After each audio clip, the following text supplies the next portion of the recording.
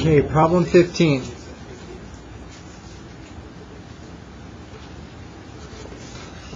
Uh, 5y plus 2, xy squared with a plus sign, 2x minus 4, and 4xy. Okay, so immediately, right off the bat, because of this plus sign, I have to do this problem different. That plus sign is telling me to factor the bottom only. Don't factor the top. If you accidentally factor the top, that's okay, but you're doing more work than you really have to. You only have to factor the top if it's multiply and divide. So if you look at it, can 2x minus 4 be factored here? Yes. It has a GCF of 2. But you don't have to do that. If you accidentally decide to do it, no problem. You just have more work later, but you don't have to. So the plus sign says factor the bottom only. Now if I look at the bottom, xy squared cannot really be factored other than x times y times y. 4xy cannot really be factored. It's just 4 times x times y. So in actuality, we're supposed to focus on factoring the bottom, but even though we're supposed to, we really can't for this problem.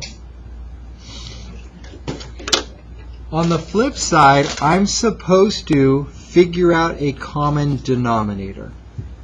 They both have an x in common. They both have one y in common. The problem is, this first one has another y in common. This one doesn't have another y.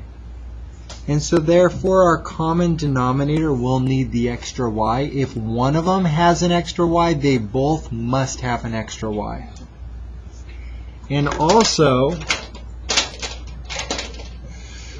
there's a 4 here, so if one has a 4, they both should have a 4. So our common denominator is a 4, an x, a y, and a second y. So there's nothing that can really be factored on the bottom, but we still can build a common denominator. 5y plus 2 over x times y plus 2x minus 4 over 4 times x times y. So, what is the first one missing? The first one has an x, it has the first y and has the second y, but it's missing the 4. So what I'm going to do is I'm going to multiply the top and the bottom by 4. And then, looking at the second one has the 4, it has the x, it has the first y, but it doesn't have the second y. So I'm going to multiply top and bottom by that y. Notice, as I was figuring out which piece was missing, when I put a new piece on the top, I also had to put parentheses, because the parentheses is going to tell us to distribute. If we don't put the parentheses, we're going to forget to distribute and then we're going to be wrong. And I don't want you to be incorrect. Okay, so when you have something new on top, put a parentheses because you also will have to distribute. If you don't do that, you'll forget to distribute and then you'll mess a bunch of stuff up.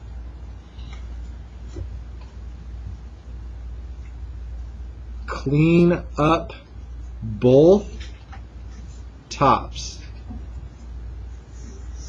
So let's clean up the first top. Distribute the 4 and get 20y. 4 times 5y is 20y. 4 times 2 is plus 8.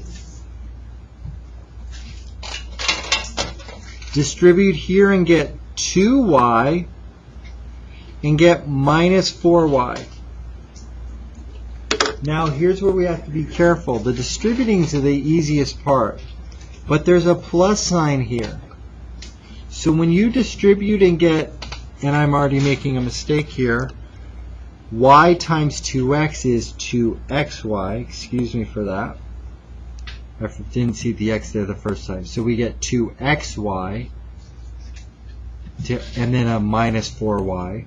Now we're adding. So we're supposed to add after we distribute. So I'm going to add, that plus sign is going to add the first distributing answer and the second distributing answer. And that's going to be over my common denominator, 4x, y, y. Now, do you actually have to write it as 4x, y, y, or can you write it as 4x, y squared? Personal preference. I personally like to write it like this because it'll make things easier to cross out later if I need to cross anything out later. It's up to you, though. It's personal preference. Now that we've cleaned up both the tops, let's clean up the top again.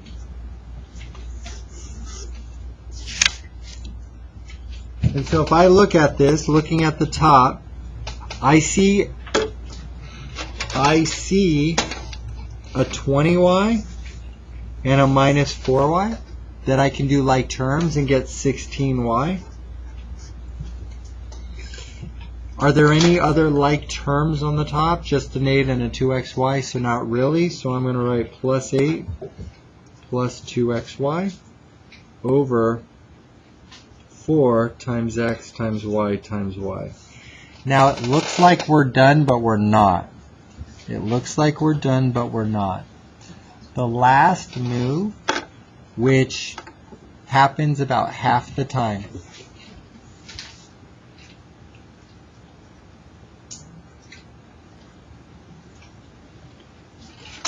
Factor the top now. We haven't factored the top yet. You factor the top now. At the very end. You may not see why, but watch what happens. If I factor the top, they all have a 2 in common. Do they have a letter in common? No. They only have a GCF of 2. So if I divide by 2, I get 8y plus 4 plus xy over my common denominator, 4 times x times y times y. Why did I factor the top finally? Because I could reduce those two numbers.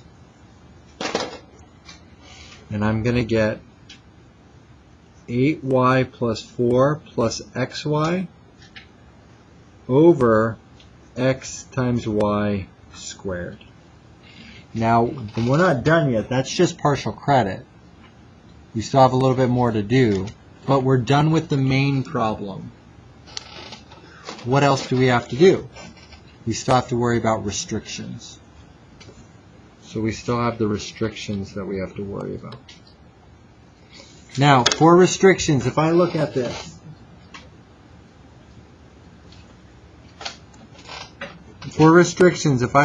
oh, I'm messing this up all over the place. There should be a 2 on the bottom. Okay, there should be a 2 on the bottom. I'm asleep at the wheel here. Okay, restrictions. 2 is not a restriction. X is going to create a restriction. X cannot be 0 for that one. Y squared is a problem too. We don't want y to be 0. That'd be a problem. So x can't be 0, y can't be 0. Look at the previous line. X can't be 0, y can't be 0, y can't be 0. We already wrote those. Look at the previous line. X can't be 0, y can't be 0, y can't be 0. Good, we already wrote that. Look at the previous line. Already wrote it, already wrote it, already wrote it. I think we got them all.